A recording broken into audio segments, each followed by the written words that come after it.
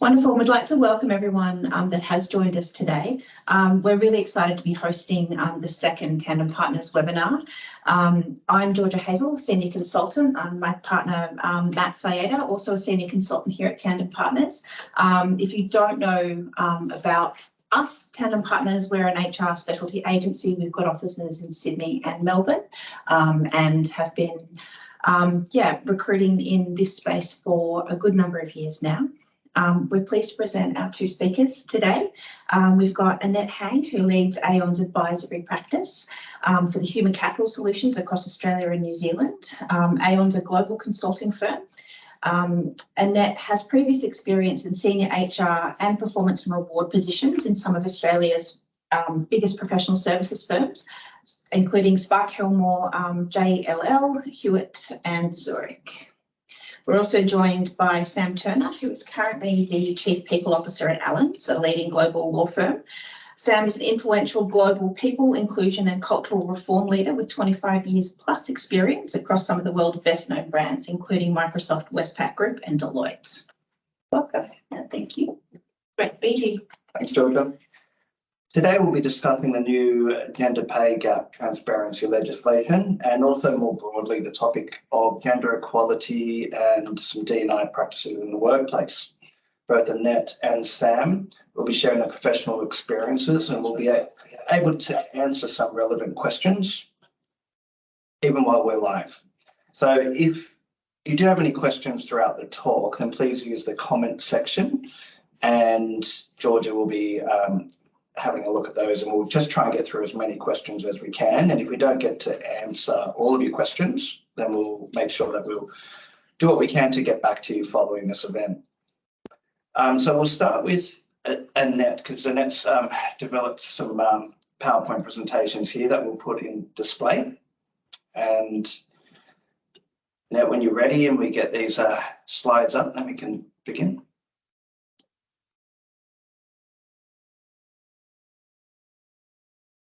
Thanks, Emma. Great. Thanks, Matt, for the introduction. I actually thought before we launch into Q&A and also a discussion, and even though we know that WGEA and the publication of the gender pay gap is the catalyst for this event here today, I think it's always useful to take a little bit of a step back to look at the broader context and some of the multiple regulatory factors that have been really driving the increase or the heightened focus on transparency more generally in Australia. So to start with, and of course those of us who work in HR are well aware of the removal of pay secrecy clauses in December 2022. And of course, with that, what that's really encouraging is more open discussion of salary and entitlements. If you think about what that drives, probably more open discussion and curiosity around what's fair and fair pay. And so quite often you'll hear the term pay equity being discussed. And with that kind of change that we're seeing in the landscape, pay equity, equal pay, like for like equity is going to be really, really important. So what we're finding here is that to really properly manage that, organisations are increasingly looking at their internal job architectures because in order to be able to measure what's equal, you're going to need to have structures that help you define that and govern what is equal work. And that's also going to allow you to have further conversations around not just pay equity, but career equity. All of that interrelates to make sure that, you've got a really good foundation to enable pay equity. But then also, the spotlight currently also is on the WGEA reform as well. And everybody has the date of 27th of February in their calendar, I'm sure. And I think there's a lot of anticipation around what the pay gaps are going to reveal. But I think it's really important to really focus on what's actually driving the gender pay gap. In all of my conversations with clients and in my network, what is really interesting is that once we start talking about the gender pay gap as a symptom broader systemic issues, what we start to really uncover is actually issues that's broader than pay. And I know, you know, Sam has a lot of experience around this as well, and it actually opens up additional lines of inquiry into what is actually diversity, equity and inclusion, and also gender equality in workplaces.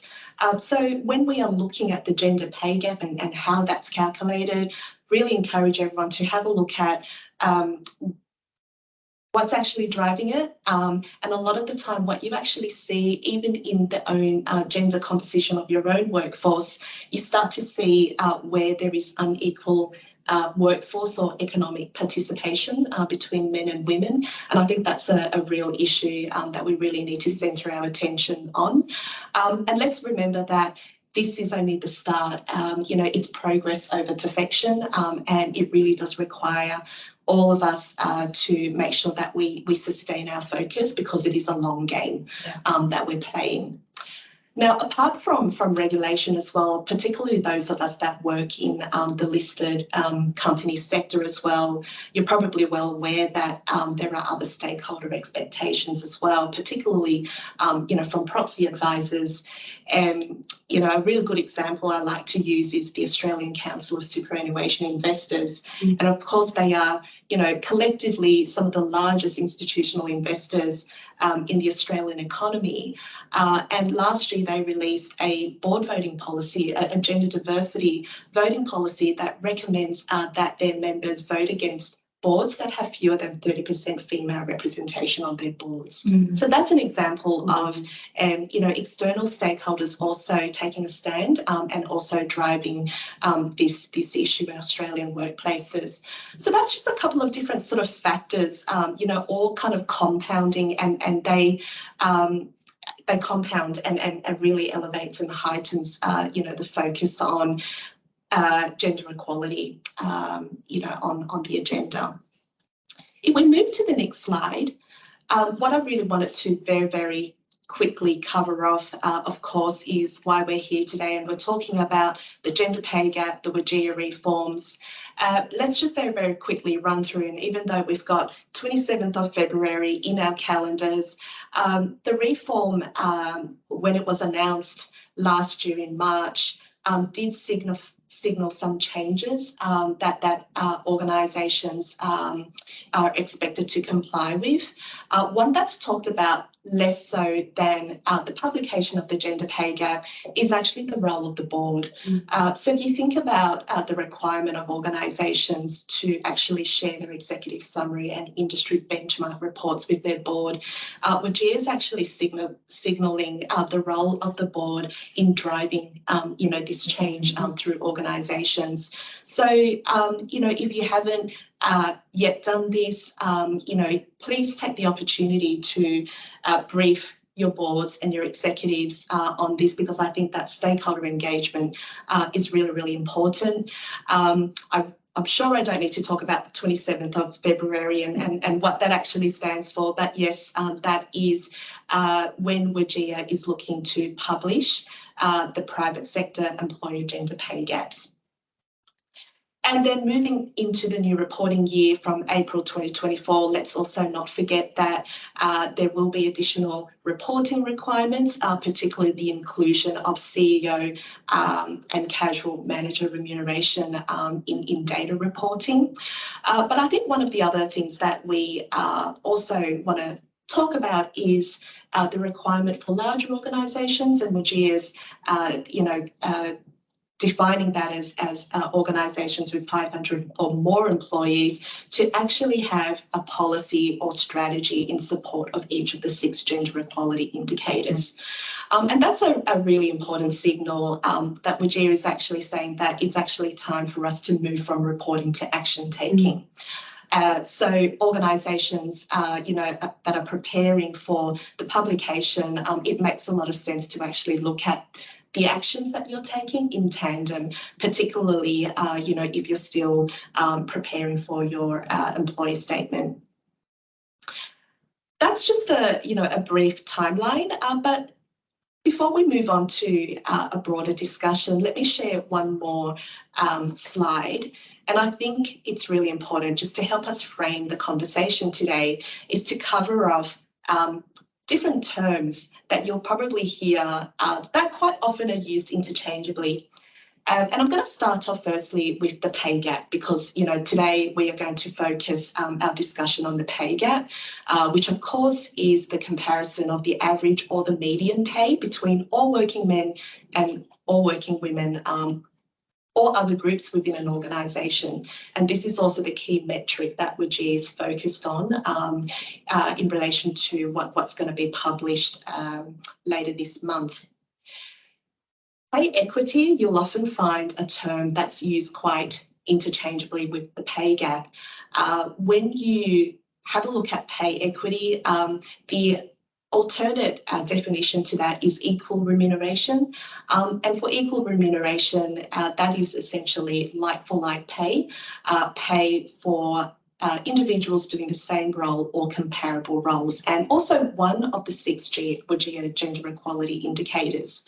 What's really important to note here is that an organisation could be focusing a lot on pay equity and in fact have a 0% pay equity differential, but still have a very notable pay gap. And one of the reasons for that is that when you actually have a look at the gender composition of the workforce, even where there is a 0 pay equity gap, where you have instances and actually a common challenge of women underrepresented in senior or the higher paying jobs and men underrepresented in the lower paying occupations, that is actually going to drive an overall gender pay gap. And so I think that we really need to focus our conversation on the pay gap, not just seeing it as a pay issue, but more broadly, some of the other drivers of this. And I think that that really makes this conversation a lot richer and more practical as well.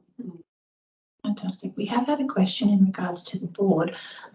Someone's asked, can you clarify whether visibility to the board is the full board only and any subcommittees, for example, the People and Culture Committee, is not deemed to be board visibility?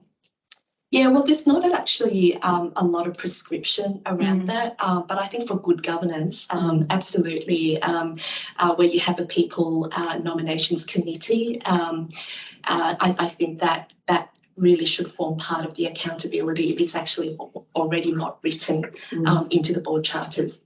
Wonderful, thank you.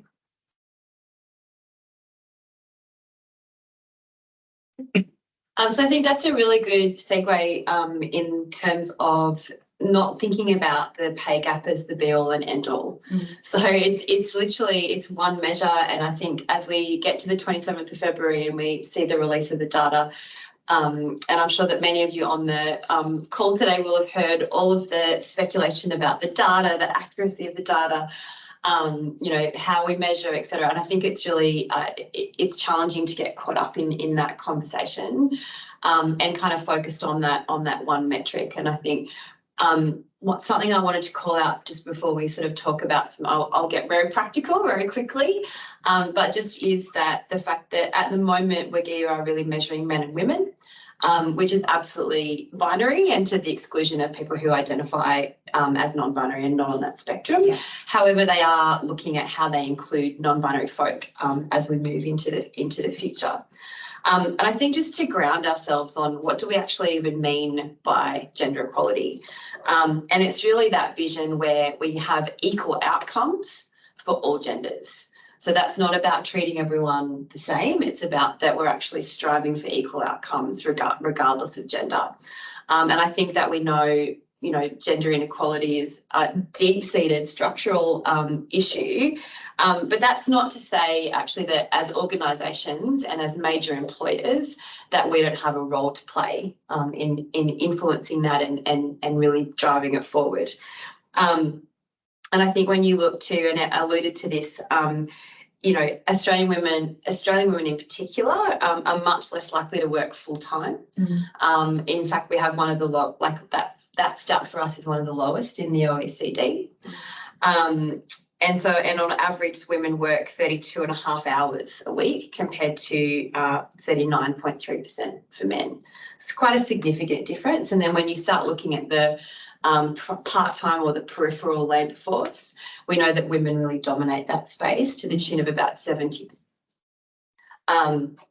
So when we think about some of the key economic challenges that Australia are facing into, whether it's managing global uncertainty, whether it's about geopolitical tensions, whether it's about climate change, that ability for us as organisations and as an economy to unlock women's potential, and there's a few different stats flying around, but it's to the tune of about $128 billion. So when we talk about gender equality in the workplace, we're not just talking about the employee value proposition and what it means in terms of how we treat people. We're also talking about productivity. We're talking about Australia's basically economic health when we're talking about gender equality as well. So in terms of getting practical, what does this look like in your organisations? And as Annette mentioned, this is not just about one number, and it's not just about how you pay people. So the way that I think about this, and the way that I encourage anyone to think about this, is what is your end-to-end employee experience, or your end-to-end kind of value proposition that has a gender equality lens? And so that's everything from how you're writing job descriptions and where you're advertising, where you're searching for your humans, for your employees, for your people, right through to how you retain them, how you pay them, and how you remunerate them, and what the benefits look like. So that includes things like, if you have a graduate program, where are you looking for your grads?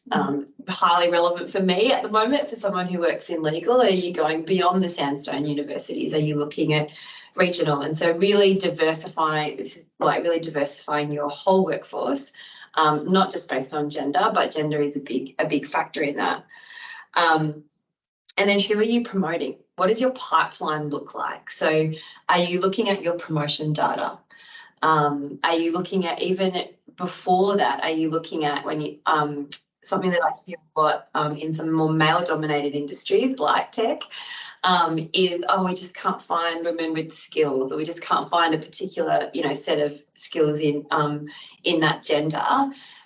There's two things around that. One is to cast the net wider. One is to look at what are the key skills of the role. Are you looking at someone who's got 15 years experience or 10 years experience? And we know that increasingly in an ever-changing workforce, but also in an ever-changing environment, some of the skills that we really highly valued 10 years ago are skills that actually are redundant now. So how are you looking at that from a whole of system perspective in terms of casting the net wider? What are the key skills for the role? And one of the exercises that we did at Westpac when we did achieve 50% women in leadership roles was really scrutinising that hiring process. So how many of our applicants were women? And then how many of those applicants went through to interview round one? And then what a surprise, the more applicants that went through into interview round one went through to interview round two. And then the more of those that were hired. So, I'm being a little bit facetious, but like that's the reality. So we know as organisations what we measure, it gets focused on. And there's some really great ways that you can use data to really drive not only the hiring process, but also the promotion process. And so who are you promoting at what stage of their career? So are you looking at, what's the average time that someone becomes a partner or someone becomes a senior executive? Is there a gender disparity in those particular times? And then what do we do? So what are our interventions to help unlock our pipeline? What does that look like? It's a no-brainer to everyone on the call, I'm sure, but what do your parental leave policies look like? Are they equal for equal genders? And beyond that, are you promoting men as allies? So are your men who are taking parental leave taking just as much as your women who are taking parental leave? And this for me even comes down to the types of conversations and the language that we use in organisations.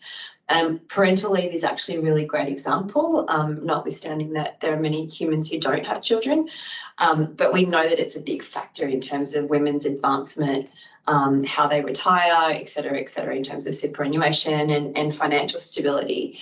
But when a woman comes to you as a leader and says, I'm having a baby, one of the things that we will often say as leaders is hopefully congratulations. That's really exciting. How long do you think that you'll stay with us for? When are you thinking that you might go and leave? Let's talk about when you're thinking about, do you want to have a year off? Do you think that you might like 18 months? And so we have that kind of more detailed conversation, with our women. When a man comes to us and says, my partner is expecting, or we're fostering or adopting, a lot of the time that conversation finishes with congratulations. True. That's where it stops. And so it should be exactly the same conversation. Yeah. How long are you thinking about having off?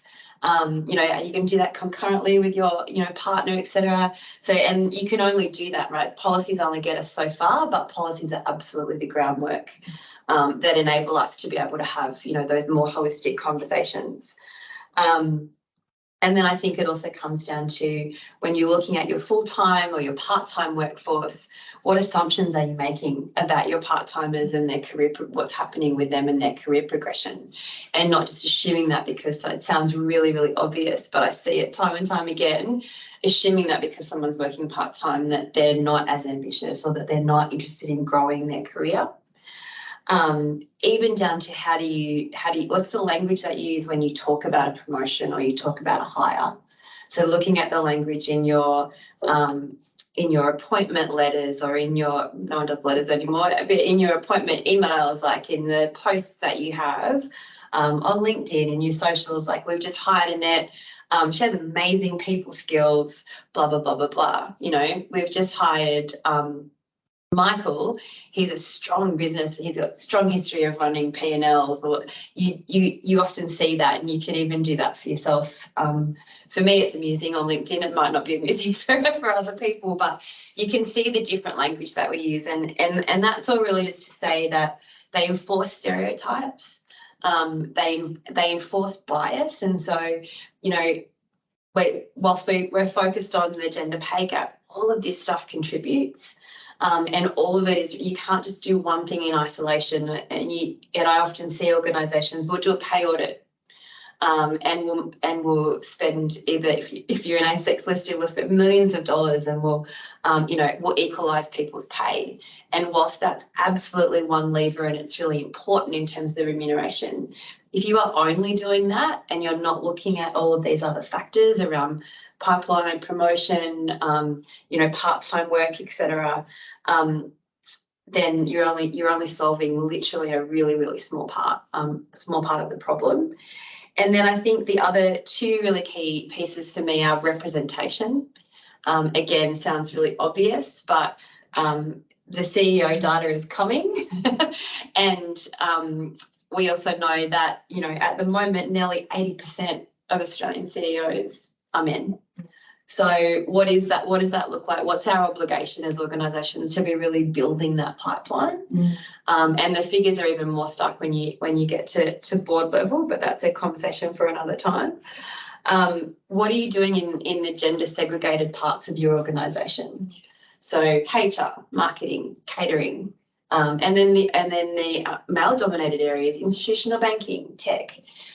So what do those areas look like? How are you cross-skilling the workforce, and how are you really focused on making sure that some of those more gender segregated parts of your organisation are less so? And then I think the other piece for me is role modelling and including men in the conversation. I think we've probably all heard a little bit of backlash, and I'm sure that we're going to hear a lot of that actually in the next couple of weeks.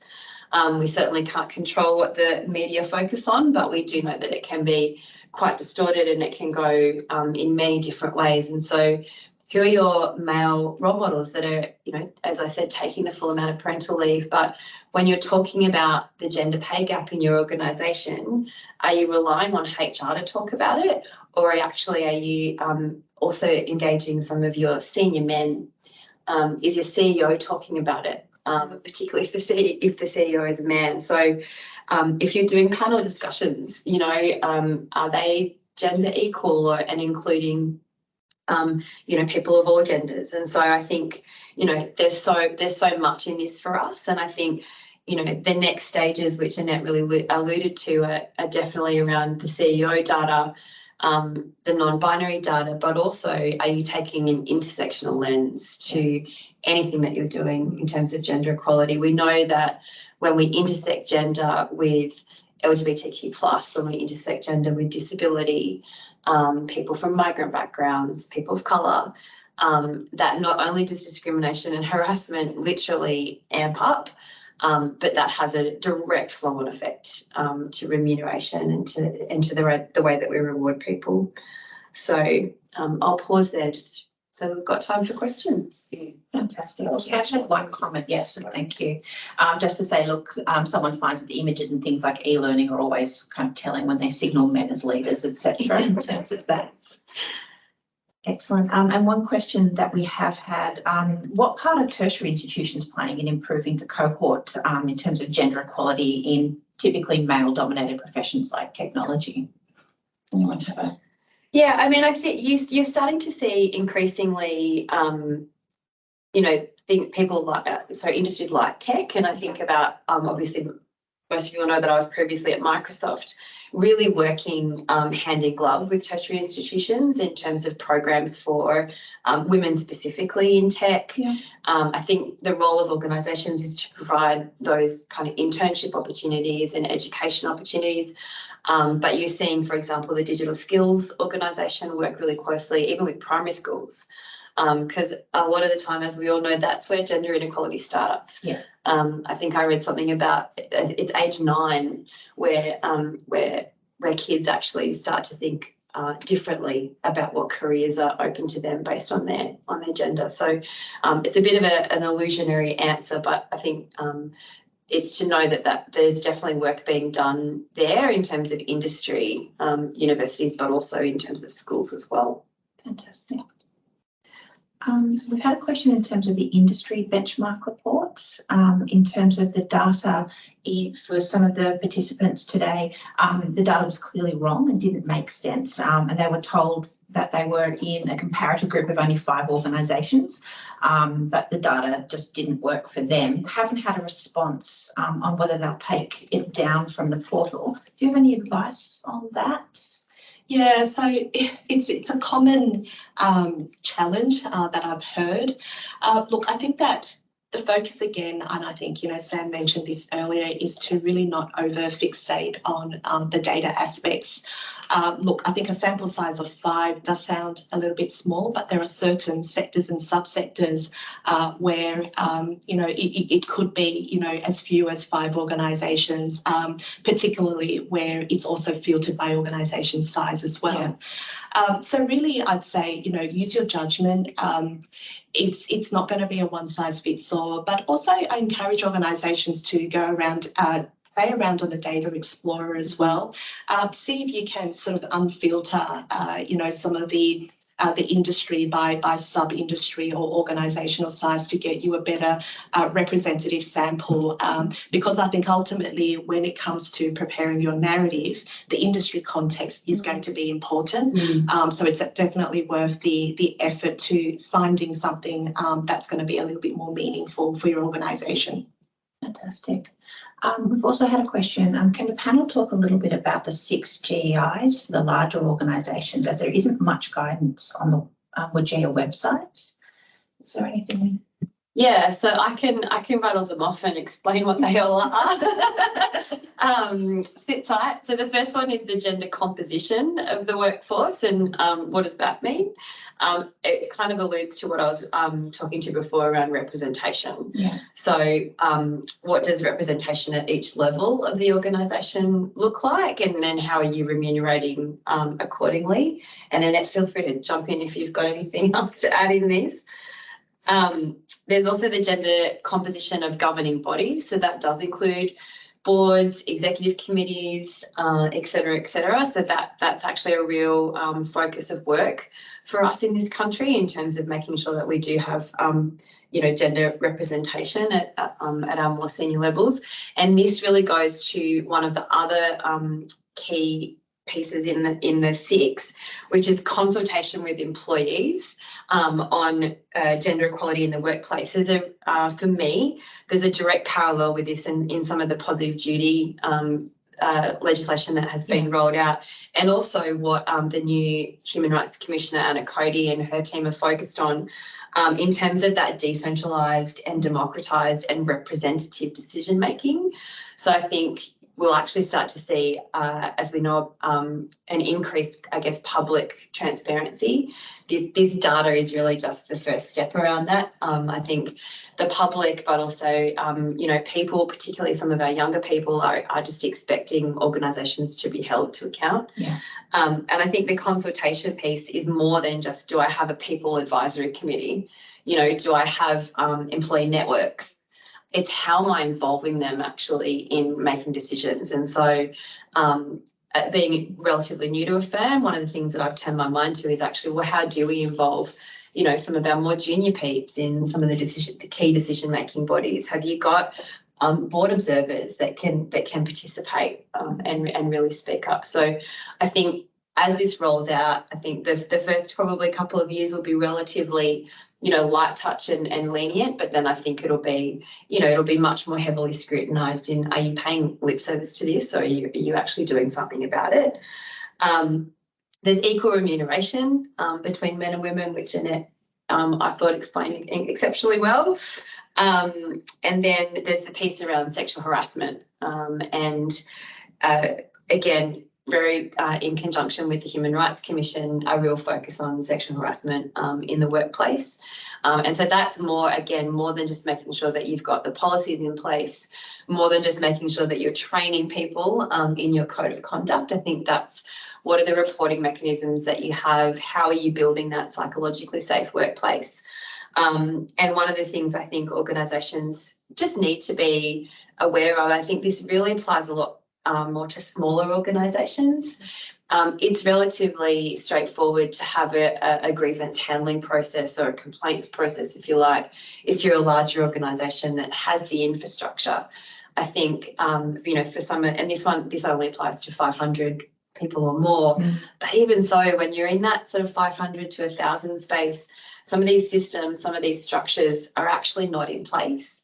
And so there is a little bit of work to do, I think, for those organisations to really provide great grievance process. And I think there's plenty of material out there. Champions of Change is actually a really great place to start in terms of, how you would go about setting up something like that, and also just expecting that as we do talk more about transparency, and as we do talk more about what's okay and what's not okay in terms of sexual harassment, is giving the tools to our people to understand what is okay and what's not okay, but also to expect a spike in complaints. You actually, whenever I've done a culture review with Elizabeth Broderick, we always say to the board and to the executive, you actually expect a rise in complaints, in those first couple of years post your review, because if you're not hearing about it, it doesn't mean that it's not happening on your watch. It means that you're not hearing about it, and that people are not safe to do that. And then the last one is a really long one, which is availability and utility of employment terms, flexible working arrangements, and support for family caring responsibilities. So again, I think the first couple of years, that will be about the policies and processes that we have in place. I think as we evolve, it will be that we have equal parental leave for all genders, that how are you actually how are you enabling flexible work, for everyone, rather than just saying that, and then how does that play out in terms of promotion, in terms of pipeline, and certainly in terms of remuneration. Fantastic. Excellent. We've had a couple of questions sent in prior and actually on the chat here as well in terms of how do people deal with the internal disruption, or how are companies best placed to deal with internal disruptions when this data has been released and exposed publicly? Is there any kind of insight either of you would give to managing, I guess, the internal comms around some of these pieces? Yeah, so look, my view about that is that education is a really, really important weapon. And I think that it's definitely worth organisations being on the front foot about that. In fact, some of the leading organisations that I've worked for already have plans in place to proactively do things like lead education sessions so that they're educating their people leaders who are the first line of defence in helping their employees understand, firstly, what is their gender pay gap and what does it actually mean and what's actually driving it as well. And then more importantly, what's the organisation doing about it? So if you think about, all of that part of the education, which is what we're trying to do in an employer statement that we would be releasing externally to control the narrative.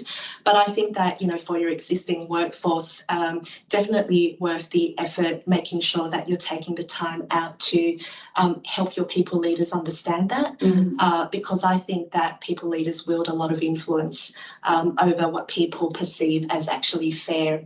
And also the hygiene factors around really just understanding the difference between pay gap and also equal pay as well, to really make sure that where we do have a pay gap, it doesn't mean that we're not paying competitively or unfairly. It requires a little bit of coaching, but definitely an investment worth making. And I think just to add to that, it's really definitely about getting on the front foot. I think if you go out with your internal messaging a few days later, it will look reactive. And so I think one of the things that we're doing is also providing the leaders with FAQs. So anticipating actually, based on your data and what you know your data to be, what are our people going to ask us? Yeah. And I think it's, sometimes it's as simple as, why do we have a pay gap? Why is ours this number? But also I think depending on how your quartiles look, etc., is and like for some of your more junior employees, for example, if your pay gap is 12.9%, just being prepared that someone might come to you and say, well, does that mean that I'm being paid 12.9% less than Michael, who sits next to me? So just getting on the front foot, I think, with FAQs as well, just to really support your leaders. Yes, fantastic. Great. How are companies analysing the pay gaps? Is it by like level and job families combined? That was a question that kind of came through. It's the easiest way of measuring. Yeah, so I'm happy to take that. I think that that is actually what measuring gender composition of the workforce is about. If you think about what is the representation of women and men, by level. And so we're looking at it by seniority, but then also, we also know that there's a challenge around, gendered occupations as well. And there are certain job families that tend to sit in the lower pay quartiles when you're looking at, across the whole organisation, and that drives the gender pay gap as well. So I would actually say that really look at both of them and look at both of them together. Because that will actually give you further clues as to what's actually driving it, and it might actually help you to ask better questions around interventions that are more targeted. Fantastic. Does the panel have any understanding on whether most employers are planning to issue an employer statement to accompany the data, or only where potentially there is a gap or an issue? I mean, we don't have visibility of that yet. Certainly, I know from my colleagues across various different industries, most of the companies that I know have chosen to be proactive and to really, to my point earlier around the media, we definitely can't control that narrative, but we can control our own narrative, and that employer statement not being just about the number, but actually being about, well, how are we contributing to gender equality more broadly? Yeah, and I agree with that as well. I think that it's so important to use this opportunity to be proactive and to really control your narrative as well, so that a number makes a lot more sense if people can understand, you know, the context around it. How does it compare to our industry? You know, and more importantly, as someone sort of looking at it from the perspective of an employee or a prospective employee, what are the actions? And I think that what people are generally looking for is progress over perfection, and it's really important to be able to articulate that well. I think also if you think that your employees are not going to jump on and look at your employer statement, you are wrong. Fantastic. Any other questions that have come through? There's a lot of questions, some really deeply technical, and then a lot that are being answered in the chat. So thank you for engaging everybody. That's great. We've had one question in terms of, and I'm sorry, I'm just scrolling. Are you able to confirm if legal entities have less than 500 staff in Australia? However, they have 3 or 4 Australian legal entities and the total is over 500 staff, if they are in the scope for the new policy? That would definitely be a question for Gaia. I think unless Annette knows the answer. I think my understanding, certainly from having worked in organisations that have multiple entities, is that it's per entity. Okay. But I would definitely check that with Gaia. And that's been my experience of it as well, but I've heard that secondhand, so probably best to give Wajir a call. Fantastic. And then for organisations that have closed their gaps or made really good inroads into that, what are the practical things that they've done in your kind of experience or exposure, and what percentage of those activities are more pay related as opposed to broadly DEI? My experience of, so the organisations certainly that I have either first-hand or second-hand knowledge of, it's really that whole of system approach. I think sometimes being part of a global organisation, you have an advantage because we know that Australia is a little bit behind in terms of the transparency reporting. So I do think that organisations that are headquartered, for example, in the UK or the US, are a little bit more on the front foot with this, and by virtue of that means that the system has started to change as well, in terms of, like, at Microsoft, you know, you have this incredible critical mass of women in leadership roles who are running big P&Ls, which, you know, is 100% what you want. So it's not unusual. And I think for me, one of the things that I was asked a lot when I was at Westpac was, how did you get to that point where you had, you know, more than 45% women in leadership roles? And it was literally that I didn't, the whole company did, align it to pay, align it to bonus, align it to KPIs. Yeah. So that for me would be a key in terms of, like, particularly the organisations that are doing this well, is, do you have measures for your people? Are you holding people to account on the diversity of their teams? And then you can sort of, you know, extrapolate out from there. But that would be a key differentiator for me, and also that it's led from the top. Yes. It sounds really obvious, and sometimes it sounds a little bit trite, but I think for me this is where you need every executive on board, which I completely understand is way harder than it sounds, but you just cannot have squeaky wheels in that executive. So you can't be like, you know, Rosie's kind of saying one thing and the other 8 members of the executive are saying something else. It's that everyone has to be aligned and the same messaging, etc. And I agree with all of those points as well. And I think that the only other thing that I would add as well is that, in addition to the accountability mechanisms, right, and setting the tone from the top, is to enable all of the decision makers, because, you know, one of the most challenging things, you know, for a CEO or a CPO, is realizing that it's the decision making of all of the people leaders that really collectively drive a gender pay gap. Yeah. So if you think about all of the day-to-day interactions around hiring, you know, when we make decisions around who gets promoted, decisions around salary adjustments, all of that, you know, compounds, to drive a gender pay gap.